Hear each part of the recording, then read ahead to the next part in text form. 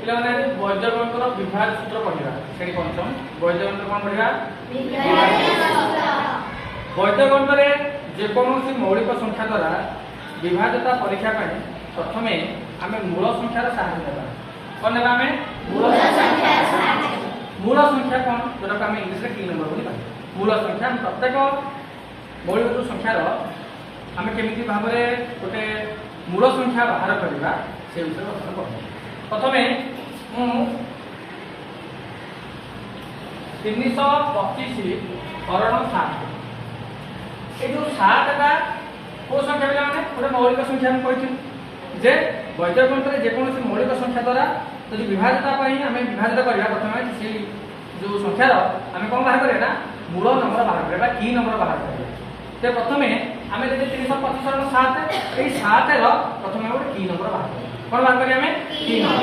तबे ए 7 रो की नंबर अछि तार जो मूल नंबर जटा कहते ताले ए की नंबर जानिया पय हेले हमें सर्वप्रथम कोन करिया ना 7 को पढ़िया मते कोन करिया माने 7 को पढ़िया जे मके परिबो राम भाई आस 7 को पढ़िया मकेबा एठी कास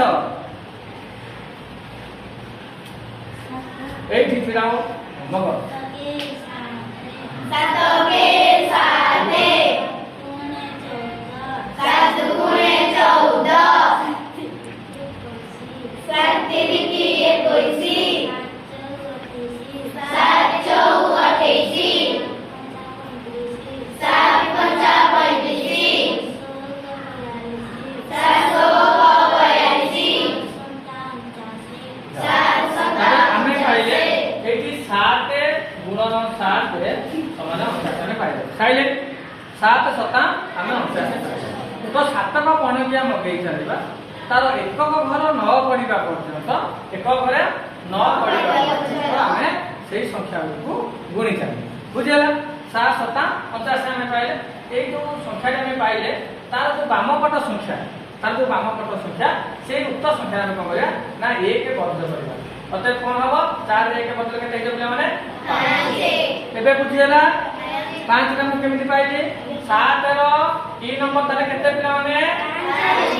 7 रो की नंबर हला 5 एबे बुझिला तापरे हमें विभाजित सूत्र उडा विभाजित कोन करिया सूत्र उठेला हला सूत्र होची मूल संख्या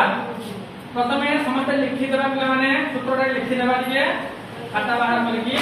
मूल संख्या गुणन चरम अंक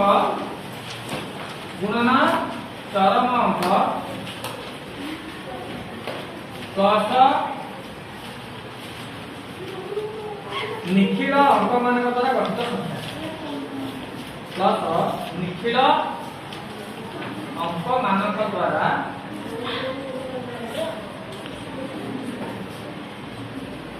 गठित संख्या तबे बुझियला पिले माने सूत्र मन रखिले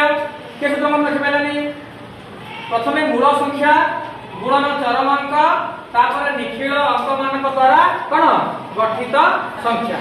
तबे हमें जो 325 हमें जो पाइले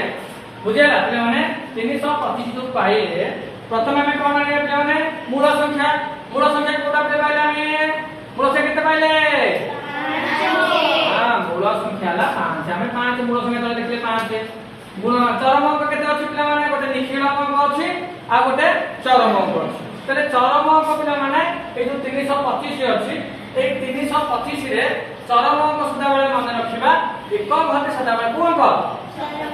आ बाम पर जे सब संख्या ला को अंक एतला निखिल अंक एटा ला कोन केवल एक घटा ला कोन चरम अंक आ जेते सूत्र हला बाम पर संख्या सब कोन रहइबो एरा सब निखिल अंक बुझी होछि पिला माने ताले मूल संख्या में केते पाइले पिला माने ना 5 तापर चरम अंक केते पाइले पिला माने चरम अंक केते पाइले 5 मिश्रण निखिल अंक मान द्वारा गठित संख्या निखिल अंक केते हम पिला माने एथि 32 एला मैं सेम करिया 5 मते केते पिला माने 25 मिश्रण केते गला पिला माने केते गला 32 ताले 25 रे 32 मिसै दियो 25 रे 32 मिसै दियो केता हो केता हो 5 2 7 हेले 3 2 5 केते ला 57 ए जो 57 अंक हमको मिलिला बुझिबा এই 57 अंक जो मिला ए 57 टा पिला माने 7 द्वारा विभाज्य की 7 द्वारा विभाज्य 7 को पणिया मगे दबा